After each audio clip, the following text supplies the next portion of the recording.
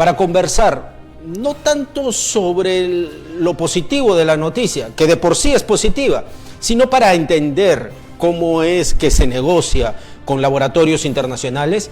Estamos en línea con la doctora Cecilia Ruiz Morales. Ella es abogada y experta en estos temas, ya que negocia con transnacionales de farmacéutica de carácter mundial.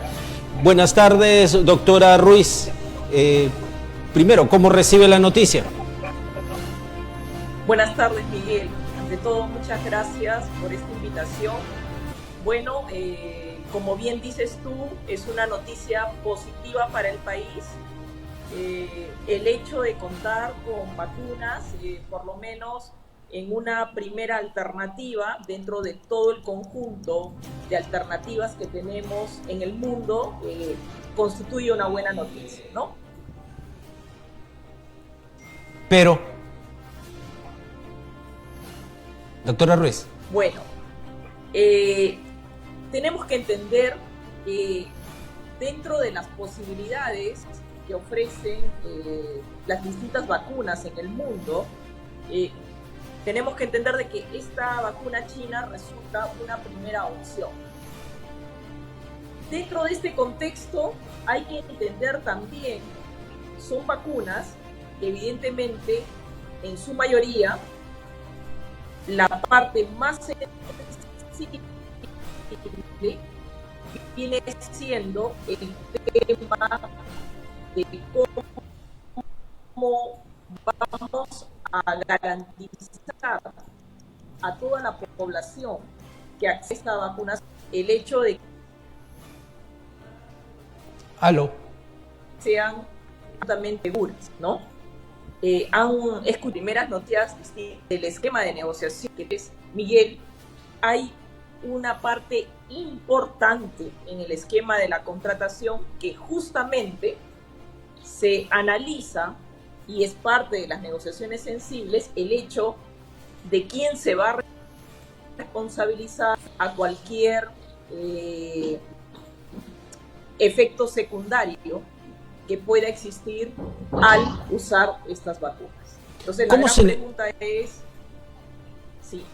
¿cómo se negocia con estas empresas? Porque leía en El Comercio hace algunos días que Pfizer exigía cláusulas verdaderamente fuertes en caso que la vacuna tuviera algún efecto negativo en alguna persona. Entonces, y las sanciones y contraprestaciones que pedían verdaderamente siguen negociándose, pero eran bastante elevadas y costosas.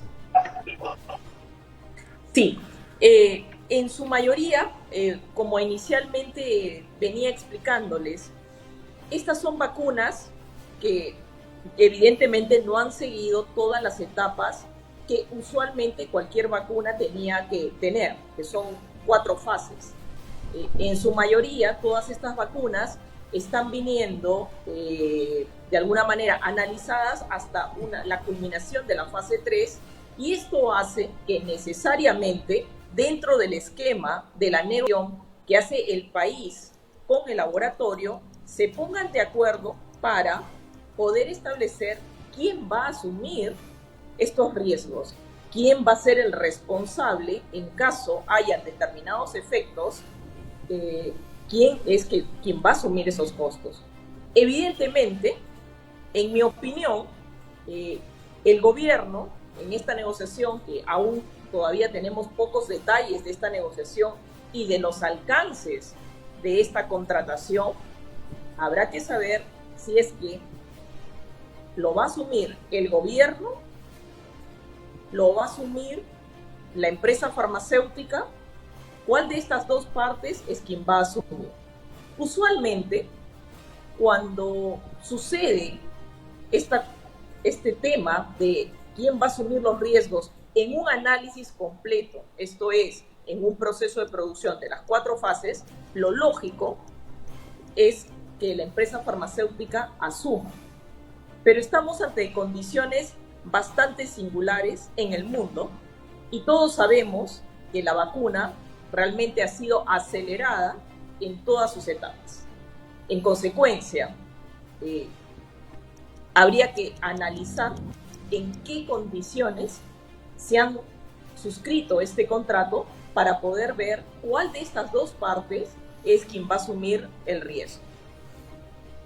Se dice que funcionarios del Ministerio de Salud tuvieron mucho miedo de firmar estos contratos o estos convenios, los pasos de cada uno para llegar al día de hoy, es decir, allá tener una compra definitiva.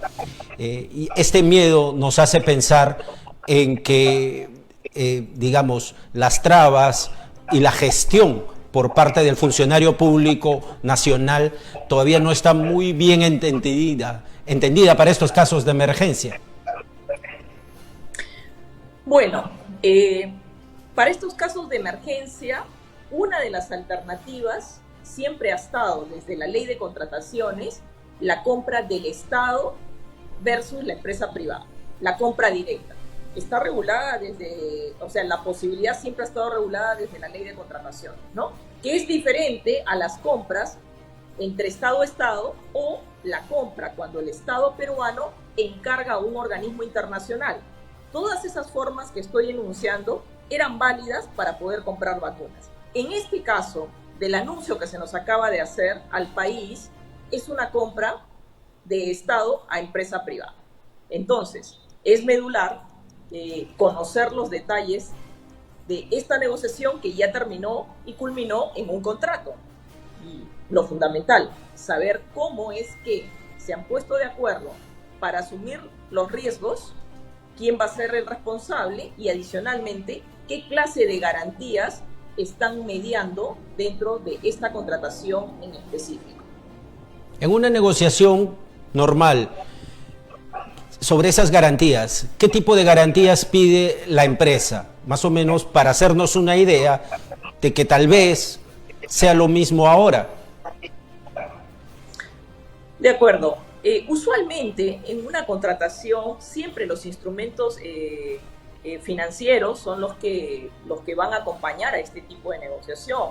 Estamos hablando de instrumentos tipo garantías mediante cartas fianzas que pueden avalar el cumplimiento del pago, ¿no? Hay que entender que una garantía se pide básicamente para que la otra parte pueda cumplir su obligación.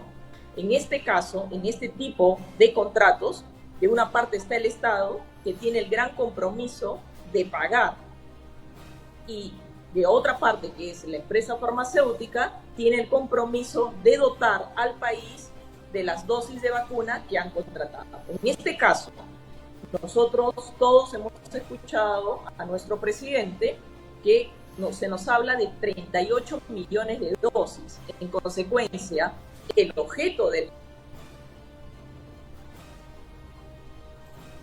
contrato son la primera entrega de 1 millón va a ser en el mes de enero, y las subsiguientes entregas seguramente en el contrato, como debe ser, está pauteado un calendario de entrega aproximado. ¿Por qué decimos aproximado? Porque bien sabemos que está viviendo los tiempos y por ahí que podría producirse un tipo de atraso en el proceso de producción. Eso también debe de estar pauteado dentro del contrato. Debe haber un calendario de entregas proyectado y seguramente con las ampliaciones de plazo, en caso hubiera algún tipo de problema de producción, pauteado según el cronograma de entregas que se haya dispuesto. En su experiencia de negociación con empresas farmacéuticas, digamos, ¿las reglas de juego son las mismas para una empresa europea como para una empresa asiática? Se lo digo porque Sinopharm es una empresa china y los chinos tienen una manera diferente de negociar y de ver las relaciones comerciales.